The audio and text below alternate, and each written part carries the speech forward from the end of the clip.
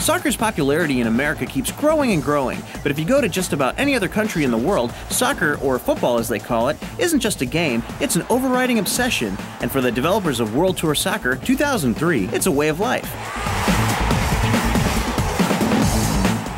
I think soccer in the UK is probably analogous to baseball in the States. It's a national institution, it's just what people do. It's a bit of a dream job, really. To work on a soccer game and to have played soccer like all my life, it's just fantastic, you know.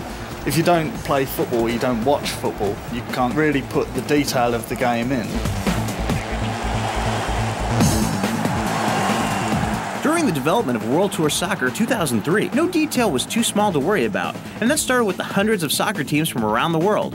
We've got just about every major league team from across the world. There's roughly 700 teams.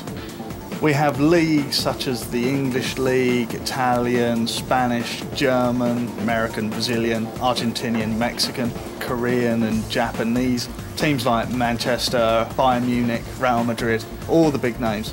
Of course, with over 700 teams, that means there are thousands of players in the game. I think it worked out that we had about 14 to 15,000 players. I don't know the exact number. Some of those players are made up. For instance, players in the school teams, that's in our career mode. But the majority, 12 to 13,000, are all real players. So, it's a hell of a lot. To create that many players is a huge amount of work for the developers. To build the head, it takes roughly 2 days. You would have to find a good resource material, first of all, to start with. This would be a front profile, a side profile, and even a back profile of that person. And what we do with these 3 profiles is blend them into you call it a template, a flat 2D image of that player. And every adjustment that we make to each 2D template, we constantly apply it to the model.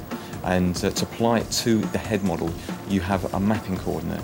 And this mapping coordinate is a projection onto the model. This is a skill of its own as well. The depth of World Tour Soccor 2003 can be found not only in the number of players and teams, but in the number of play modes and competitions available. There's about 65 different competitions. So you have league games, domestic cup games, European competition. On top of that, we've added a thing called the transfer mode.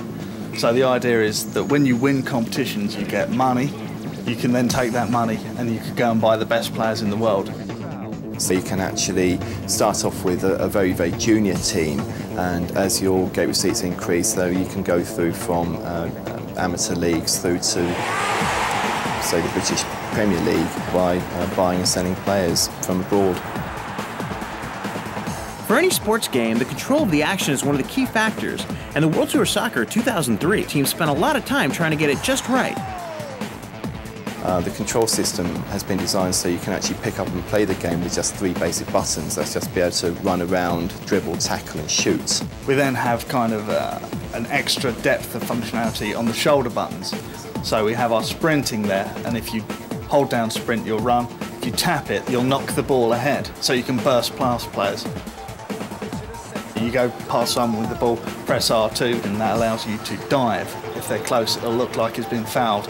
On the L shoulder buttons, we have skill moves. So we have shimmies, we have spins, we have step overs. So it's really Brazilian in feel.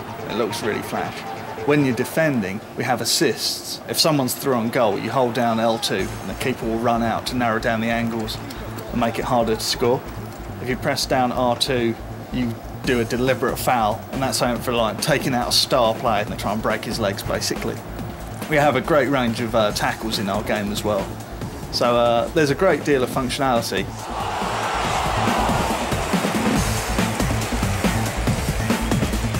And each one of the moves has been brought to life through the detailed animation in the game.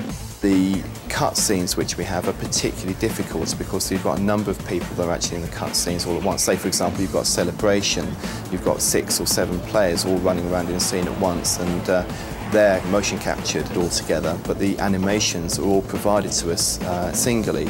So the animators not only have to clean them up, but they have to reconstruct all of the cutscenes by bringing the players back into the scene one by one and making sure that they all come together and interact and hit each other and bounce off each other and work with each other in a very natural way. So that's quite a lot of hard work. In fact, on the art side, that's probably the single biggest job on the entire production. It's clear that World Tour Soccor 2003 is an amazingly detailed game, a game that's custom-made for the soccer fanatic. What we wanted to do is do it all and make a soccer game that we wanted to play and appeal to us, so I hope it appeals to everybody else as well.